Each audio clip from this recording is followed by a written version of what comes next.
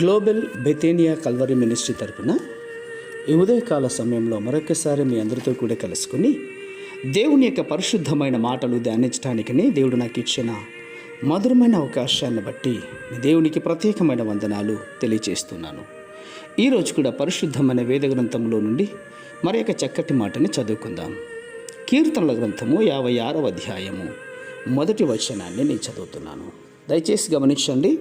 కీర్తన గ్రంథము 56వ అధ్యాయము మొట్టమొదటి వచనము. దేవా, నన్ను కరుణింపుము, మనుష్యులు నన్ను మృంగవలనని ఉన్నారు.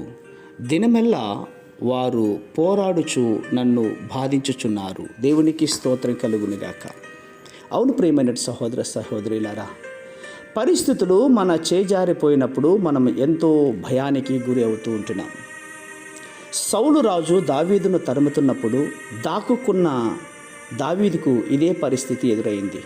అయితే ఆ భయానికి అతడు కృంగిపోకుండా దేవుని యొక్క సహాయం కోసం ఎదురు చూస్తూ ఉన్నాడు. తన భయాలను దావీదు ఎలా ఎదుర్కొంటున్నాడో అర్థం చేసుకోవడానికే ఈ సమస్యలను మనం కూడా మెరుగైనటువంటి రీతిలో అర్థం చేసుకోవడానికి ప్రయత్నం చేయాలి. అవును, దావీదు యథార్థంగా తన భయాలను అంగీకరించాడు. శత్రువు తనకు వ్యతిరేకంగా నిలిచి ఉన్నాడని అతడు అంగీకరించాడు. శత్రువు తన దరిదాపుల్లో లేడని చెప్పినంత మాత్రాన, మన భయాలను కప్పుపుచ్చుకున్నంత మాత్రాన మనకు విజయం లభించింది అనుకోవద్దు.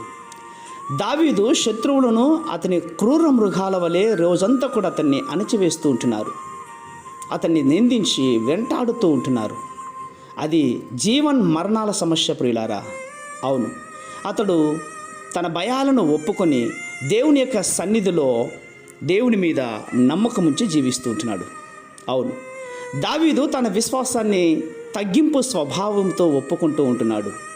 దేవుడు శత్రువులను గురించి మాట్లాడక దేవుని గురించే మాట్లాడుతూ ఉంటున్నాడు.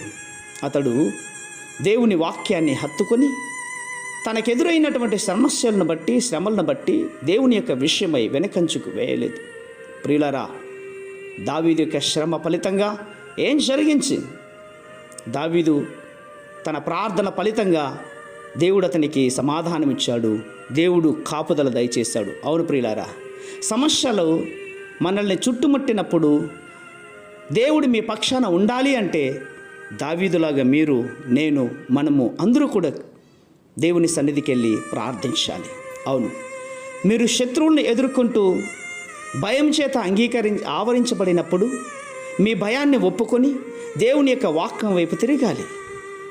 అప్పుడు మీకు సంరక్షణ, కాపుదల దేవుని యొక్క సన్నిధిలో నుండి దొరుకుతుందన్నటువంటి నమ్మకం మీకు రావాలి. మీరు ఎలాంటి పరిస్థితులు ఎదుర్కొంటున్నారో ఆయనకు తెలుసు. ఆయన మిమ్మల్ని విడిపిస్తాడు. మీ విశ్వాసాన్ని బట్టి మీకున్న భయాన్ని తొలగించి జయ జీవితాన్ని దేవుడు నడిపిస్తాడు. అట్టి కృప దేవుడు దయచేయునుగాక. పరిశుద్ధమైన మా ప్రియ పరలోకపు తండ్రి, ఈ మాటలు వింటున్న బిడ్డలందరూ కూడా ఏ విషయంలో భయపడుతున్నారో వారి భయాలను తొలగించి మీరే ముందుండి నడిపించి మహిమ పొందుకుంటారని విశ్వాసంగా నమ్మొచ్చు. చిన్న ప్రార్థనను మా రక్షకుని యేసయ్య నామమున అడిగి వేడుకొని పొందుచున్నాం మా తండ్రి. ఆమేన్, ఆమేన్, ఆమేన్.